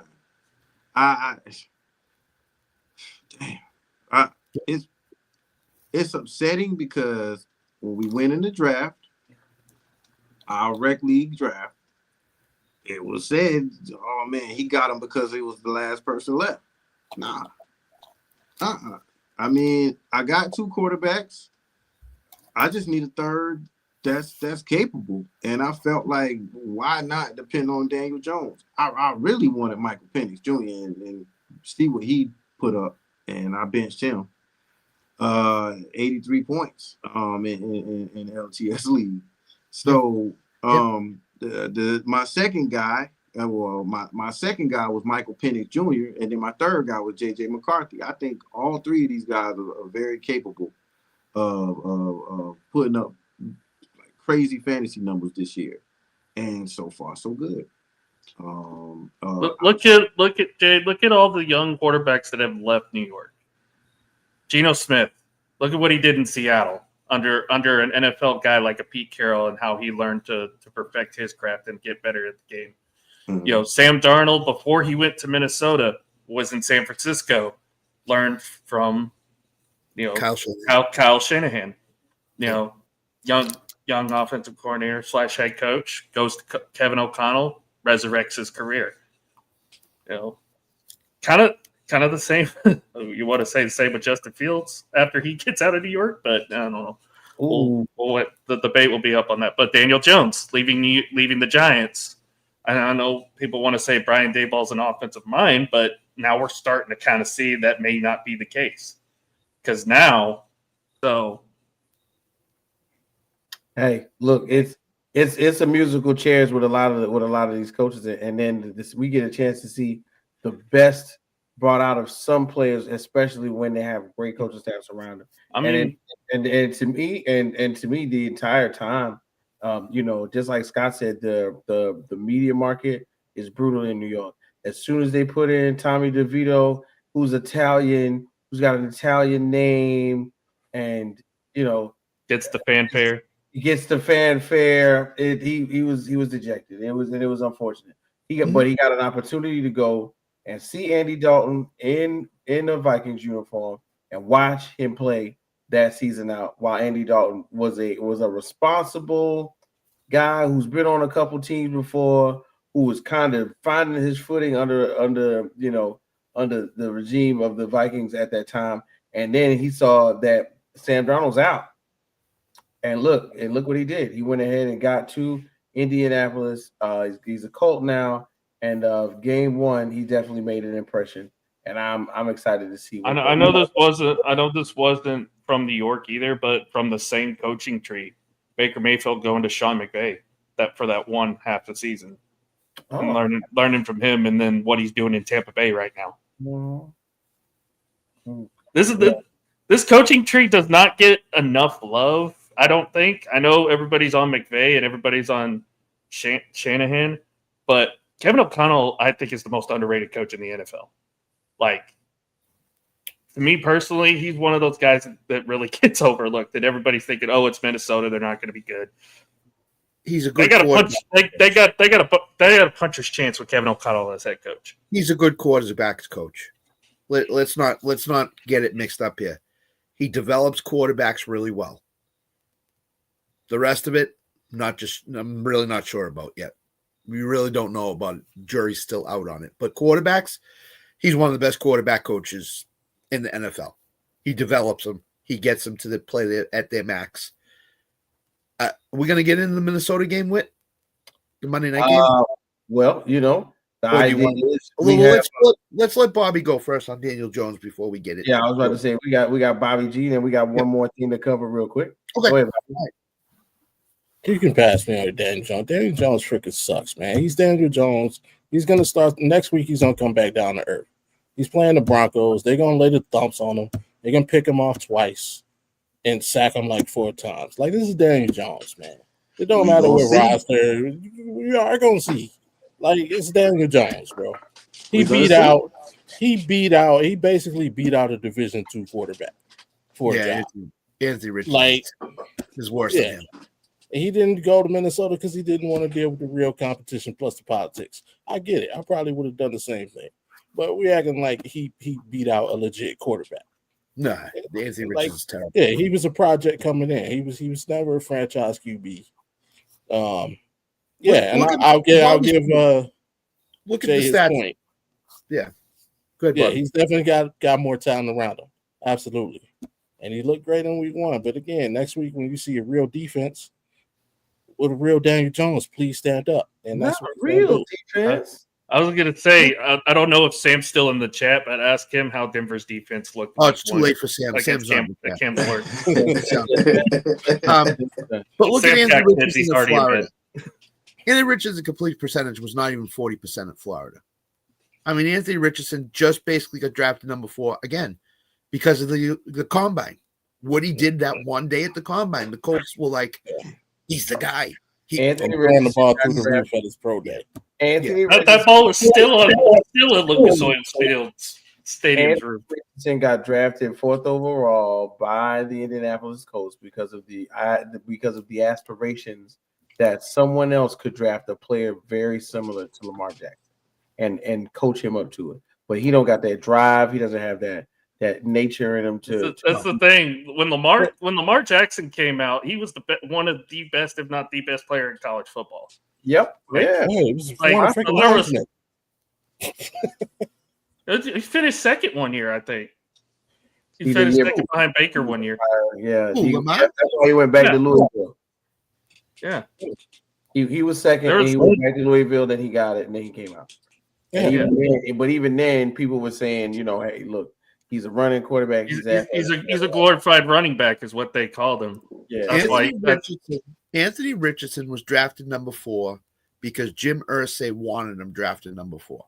The owner wanted him drafted number 4. God bless Jim Irsay. Hey, and speaking of Jim Irsay, God bless him. But y'all see his daughter though? No, well, which one? Carly, the one with headphones, the headset on, running up the sideline. I'm like, yo, dude, you did something right, and I'm not trying to, I'm not trying to look. We give Jay the whole screen, not please. Trying to make light of his, his challenges that he's had in the past, but dude, that says a lot about a man that basically puts that into his daughter, instilled that type of thing into his daughter. Did we put in his daughter? Instill those type of things inside his daughter, like values. Good Lord, man. Anyway, you can't. Have you ever seen anything like that in sports other than Jeannie Buss? Jeannie Buss, she can, you can put her up there with maybe, and then you can also put Paul Allen's sister in there, but that's another story.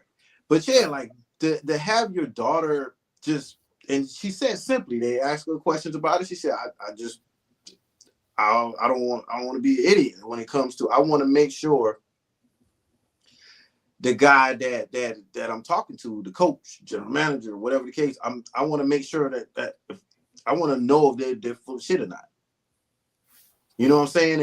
And yeah, that was just amazing, man. Like I said, for you to have your daughters involved to that name, she's the most involved, but all of them to some capacity have been involved. Shout out to Jim Irsay, because I've been very critical of him in the past and his decisions and things like that. And he did something right. Damn it. That's still a bad look for the team, man. She could have did that up in the box. Yeah, instead of being on the sideline. I agree. That's a bad look. I think, bad look, man. Definitely. I think it's some Irsay in it. You know what I mean? Like, it's just what she basically did, Jay, what she basically did is stand on the sideline with the headphone and the call sheet and the sheet, the play sheet. Yeah. She's basically saying, okay, this whole organization better watch themselves. Yeah. Because at a minute's notice, I'm going to fire you like that if I disagree with what you're doing. Or I'm going to talk to you, and then if I don't agree with you, boy, I'm going to fire you. Seriously. For real. Ballard, they're all on the hot seat right now because an owner just doesn't do that. Say, okay, I'm going to put a headphone on and I'm going to have the play sheet in front of me. Like, we're talking about Jerry Jones like a dog. Right. He ain't never showed up. Another thing, oh man, and it's crazy. We kind of talking about them, and I don't know, like that's why week one is so amazing. Like you gotta love week one because you can draw so many conclusions off of week one. It's just every man, and you know, we didn't talk about the Vikings game. We didn't talk about the Dallas game. We ain't talk about the Cleveland game. We ain't talk about the Washington game. But I don't recall, maybe in a couple seasons, where week one was this. I don't remember any quarterbacks throwing for 4 touchdowns in week one in the last couple seasons. I don't remember. All I remember is 3 and outs and turnovers and drop passes for the first 5-6 weeks, bro. So everybody kind of take notice that this. I don't know. I don't remember.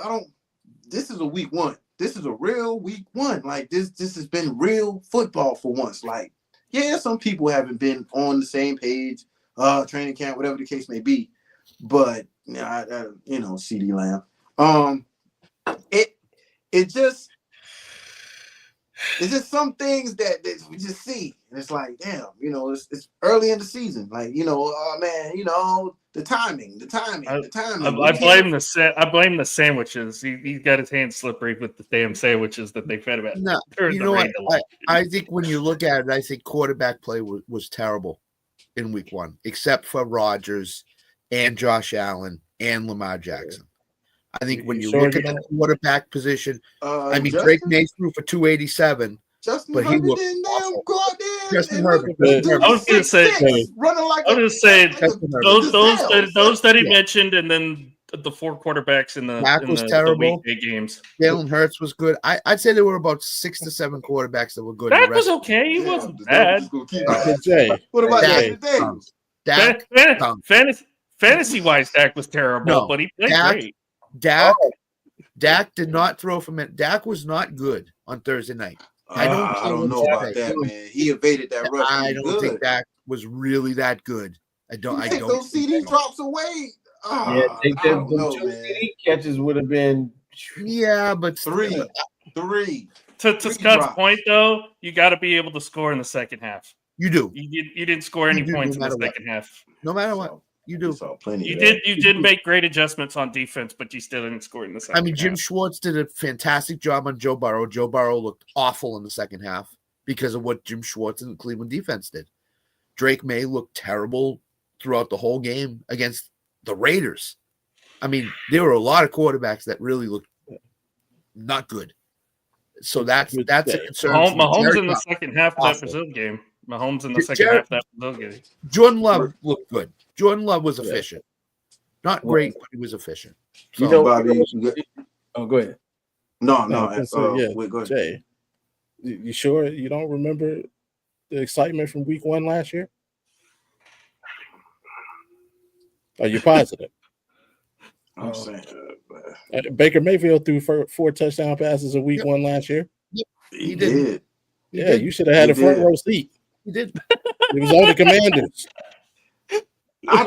You got me on that, but nah, it wasn't like we really have had some terrible stuff going on the past few years. Like week 1, when you look at fantasy, caught up.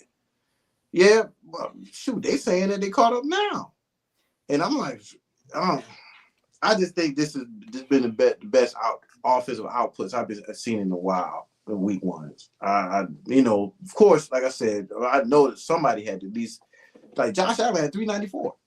You know what I'm saying? I mean, somebody came close. Baker had 4 touchdowns, but how about this? Oh God! Find me somebody that threw for 400 yards and 4 touchdowns in week 1. In week 1? All right. I mean, I got Did Baker throw for 400? Go get to it, Scott. Baker Mayfield last year. Nah, he only threw for 289. Let's still. But I mean, I think I can say what you're trying to express. In the passing era, this is the most balanced the game has ever been, and they shouldn't touch anything. They shouldn't make a rule change. Right now, the game of football is as close to perfect as it's going to get. It's good balance offensively and defensively. Well, that's what we need, going forward. Definitely is balance. One of the things that we kind of got into as we were having this roundabout discussion is ownership. And just so happened we all kind of have a bit of ownership when it comes to the RecLeague, right? And fantasy drafts, man. So of course, we all hang together. We all also play in the league together. We did the draft live prior to now. And it's crazy to say this week in fantasy was all right. It was exciting to, get the ball rolling and, have the matchups we had, see who's starting. I'm at my job, my friends, my coworkers, they're going, oh, God, man, check my lineup out. So you think I should start him? Like, that's part of the excitement of bringing people together through fantasy football. So, as a team, man, how did we do week 1? What was like, who did we start that we probably should not have started, and who did we end up sitting, or who did we need to sit that we should not have had started? When in this life have you ever said, I lost because I benched Daniel Jones?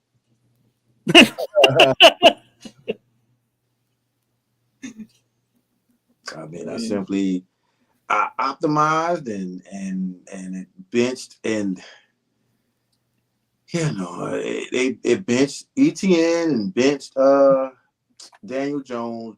ETN went for 22. Daniel Jones went for 57 and some change, and that costed me. Oh, all I know is if you had any Philadelphia receiver this week, you were not doing well with it.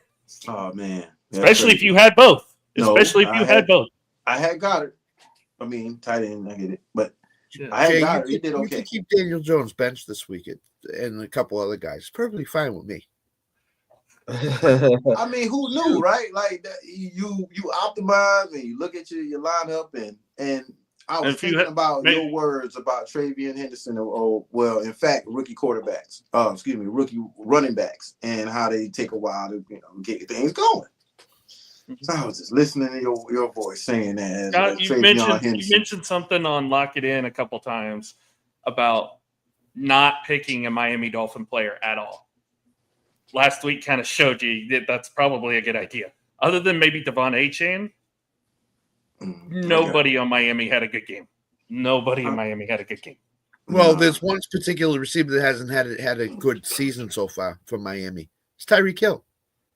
He today is his former wife accused him of domestic abuse. 8 counts of domestic abuse today. man, bro. So we go through tell me my fantasy team is wrecked already, man. He's in the news. My bad. Damn, that's terrible.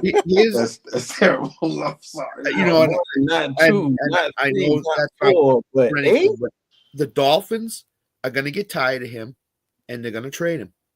I'm telling you, this is where this is going right now. He should have been out of Kansas City that first time. Something that goes on with this guy that distracts from football, and here we go again with him. That first time he should have got caught. I know this isn't a fantasy question, but do you guys think Mike McDaniel makes it through the season in Miami? I do not. Nah, you can't say that because those are some idiots. I'm gonna be honest. I'm sorry to say that. But the Dolphins ownership, they. Yeah, I think because before all the Snyder stuff happened and everything, who were the two owners that were getting bashed the most? The Miami owner and the Carolina owner. Stephen Ross and Jerry Richardson. Yep. Yep. Or whoever. At the very least, David Tepper stayed out of the news. Miami cannot because they are. I think McDaniel might. I'll take it back. I think McDaniel might last through the year. I think Chris Graham might not. Okay, Mike McDaniel makes it through the year and then gets fired and becomes the offensive coordinator for the Detroit Lions. Unless the Dolphins look like they did in Indianapolis for 2 or 3, 4, 5 weeks straight, and they're inept on offense because he's an offensive guy. He came from Kyle Shanahan. If they look inept on offense, then all bets are off with that. Then is it time to clean? Is it time to clean house if that happens? Is two on the trading block? We've already said Tyreek, but I think Tyreek gets traded. I think Tyreek is based on what happened last season at the end of last season, and I think what's gone on in the off season with his comments about how HN can't be the goal line back, how it's got to be somebody else, and what's going on right now with him. I think the Dolphins are just going to grow tired of it and ship him out. If they have a losing record, if they're like 2-5, he might get traded at the deadline. They might just say, "We're tired of him. Let's get rid of him. Let's trade him, not for nothing, but let's just send him off someplace." As you say that, Uncle Scott, one Bill Belichick was the king of selling early on. Yep.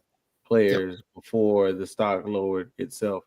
I can definitely agree or see where the trade of Tyreek Hill could bring back some dividends, maybe player and some picks, second round pick. What was at one point in time a first round pick is now a third, second, he's third, something like that. And I don't know if Bobby agrees. I don't know if Alan agrees. I don't know. But once receivers at a certain age, the decline starts. And maybe the decline has started with Tyreek. Look at Amari Cooper. Two years ago, he had like the best year of his career, and now he's out of the league.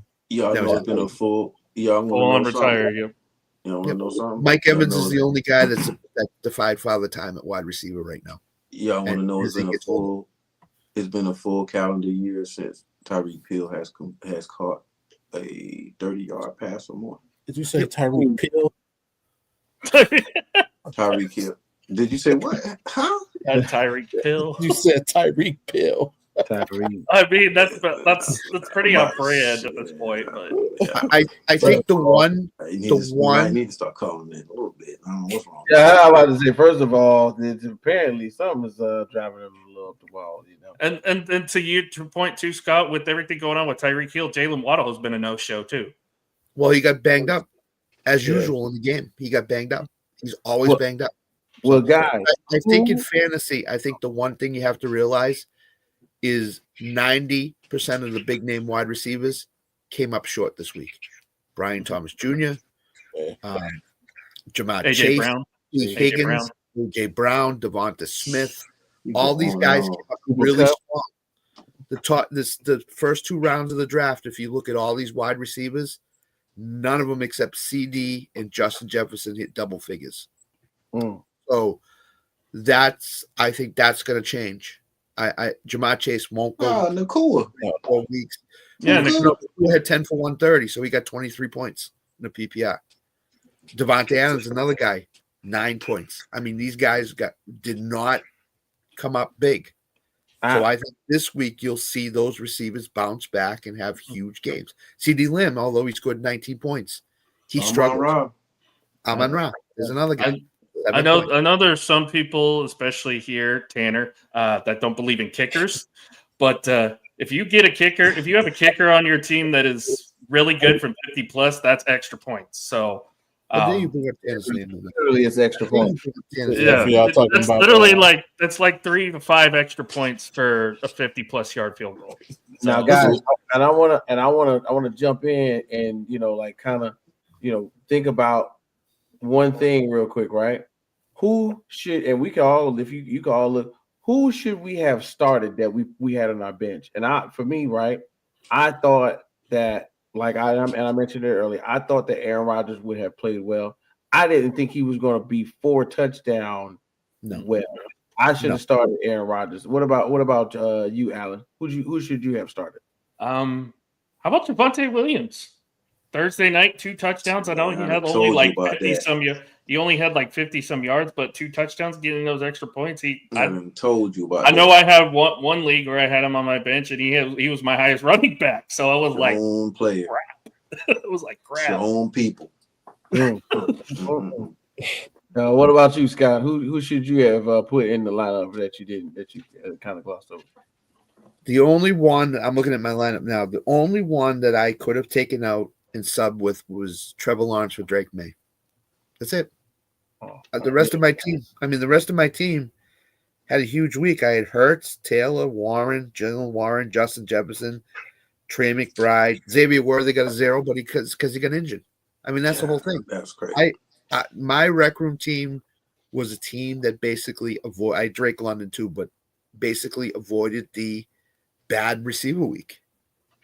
And that's the key. If you have a quarterback that scores 20 points this week in week 1, and you can avoid that receiver vortex that all these guys had a bad week, you're going to win. And that's what happened this week. Trey McBride is another guy that had a big week, so a decent week. So, I mean, I avoided it, and I'm thankful I avoided it because I didn't have a Chase. I didn't have a Brian Thomas. I didn't have Malik Neighbors didn't perform either. That's another guy that, he got a lot of targets, but Russell Wilson didn't. Russell Wilson was not accurate to him. He had a lot of targets that went over his head, left, right, whatever. And him and Daboll got into an argument on the sideline too. So that I don't know how much that threw him off, but those guys just didn't perform. So again, if you lose week 1, it's week 1. You got a long season ahead of you. So I know people can't losing week 1 and they say, "Oh, my season's over." No, it's not. It's not. Yeah, so, it's week 1. We still got a lot to work with and look forward to. Bobby G, what about you, man? Who should you have started that was on your bench? All right, just the Browns defense. Joe Flacco. Right. Yeah. Shout out to Uncle Joe Flacco. Somebody else 40 years old who went out there and did the darn thing. For your Cleveland Browns. Yeah, let's start the Ravens defense over the Browns defense. Browns defense actually outscored the Ravens by 10. Wow, that's crazy. Brown should have actually beat the Bengals this weekend. Yeah, they should have. Stupid. And see, like then now, and I had to go look at it for myself because I wanted to remember it. I'm not gonna hash this out very long, but Joe Burrow went 14 or 23 for 113. Joe Flacco out here going 31 for 45 for 290. What in the world happened there? But I digress. Alan, what about you? Who should you have started? I mean, I already said it in one league. I had Javonte Williams, but this league specifically, because my running back room is so very thin. The Washington kid, I can't remember his name right now, but Corey Krosky Merritt. But they might have something with that kid. Not gonna lie, he looked pretty good. For some reason, I had somebody mention the Krosky Merritt before the game. Thank God I benched Devontae Smith though, because I would have not gotten anything. Devontae pretty much wasn't gonna do much. Before we go to the next thing, What? Okay. So before Aaron Rodgers, I guess we can wait to the next. We wait to the next thing. I'm sorry, my fault. I ain't even mean to do that. I just wanted to mention. Didn't Aaron Rodgers do something like nobody's ever done, or not 60 years or something like that? Somebody hasn't done it in 60 years, which was throw 4 touchdowns and oh man, Play the game on ayahuasca. He's done that at least twice. We know that. Jay, here was the secret to Aaron Rodgers' success. He asked for a locker room that was completely dark, and he sat in there for an hour before the game.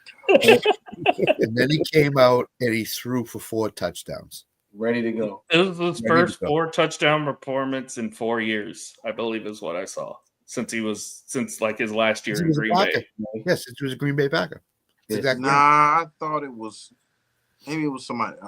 My fault. Maybe it was somebody else. But it could have been a 40-year-old quarterback throwing for 240 and 4 touchdowns. Maybe that could have been it. Yeah. Yeah. It was the first time in 60 years.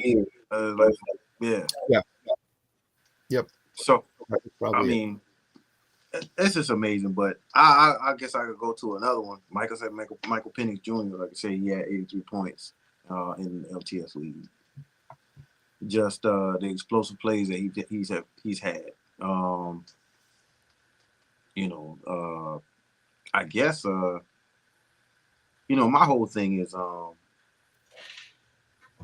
we're quick, and before we wrap up, and we pretty much creeping up on the 2-hour mark. What I guess what you want to save it for? You want to save it with, or I mean, because it's just a hot. I mean, I ain't gonna say it's just a hot take. It's more than a hot take. We'll implement the full game next week, but yeah, every week we can close out on everybody give a week 1 hot take, but we'll play the full game and introduce it to the game next week. You wanted to go ahead and give yours first, Jay? Yeah. I don't see the Indianapolis Colts basically making anything less than wild card. That's a good one. I like finishing the season with nothing less than a wild card berth. I like that one. So everybody's going to give one good hot take. We're going to implement this again next week. I had a whole game for us to play, but we've elongated it just long enough. Yeah. So Alan, give me one. Give me a good one, bro. What you got? Mike McDaniel will be fired as Miami Dolphins head coach by week 5. Dang, he ain't even gonna make it to the end. I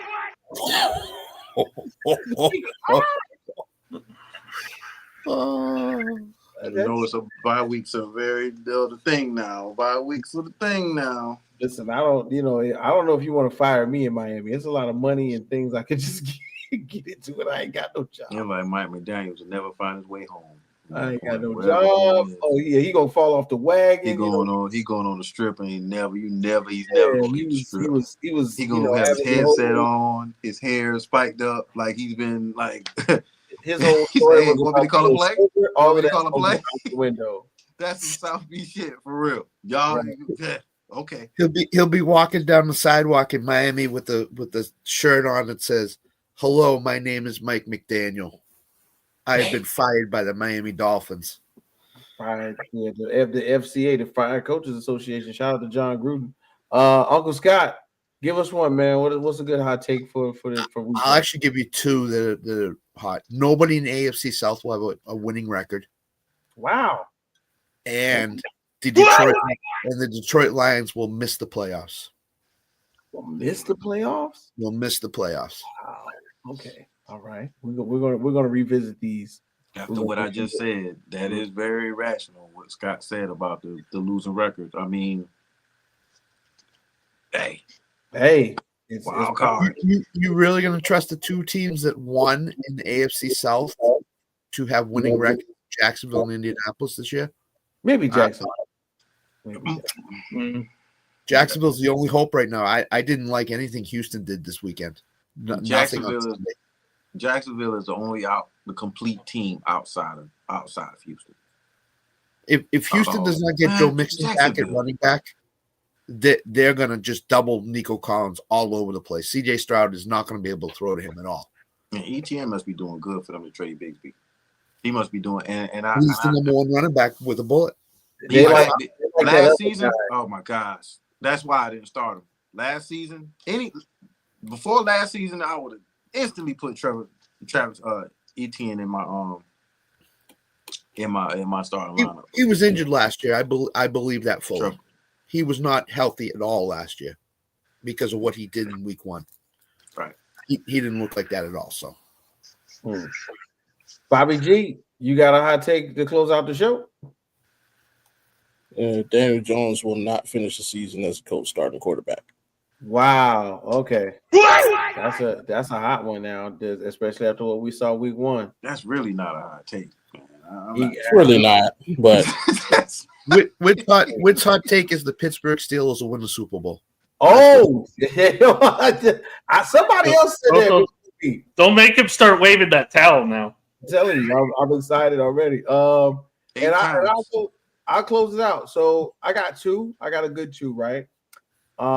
First of all, the New Orleans Saints will not win a game until week 3 when they play Seattle. Week 3. Week 3, dude. I was about to say 17 or 16 hot or take, something. bro. Hot take, not real life. And in real life. But I'm talking about. I didn't say how many games they will win after that, because if you look at that schedule, that might be the only one.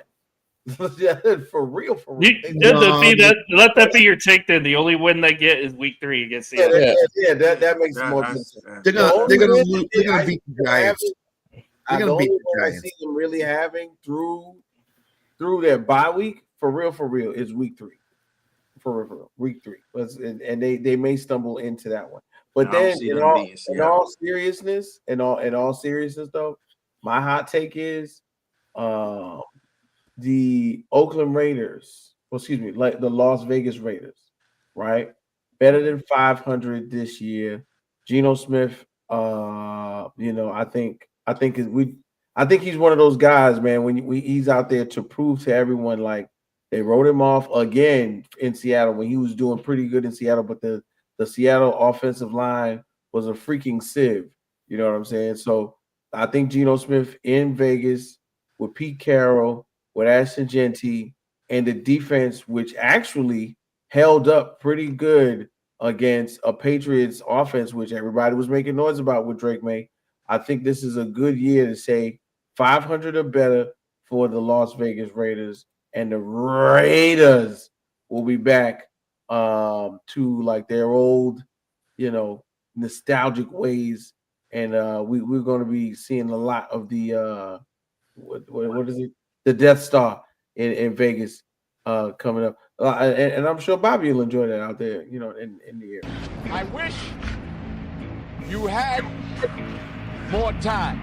Hey man, but you know what it is, man. It's the Rec Room Sports Crew. Make sure you are locked in with us on Sunday between the hours of 9 and 10, where the guys will be giving us all of the reports on who's in and who's out. When fantasy is really getting ramped up, you're getting your your rosters locked in.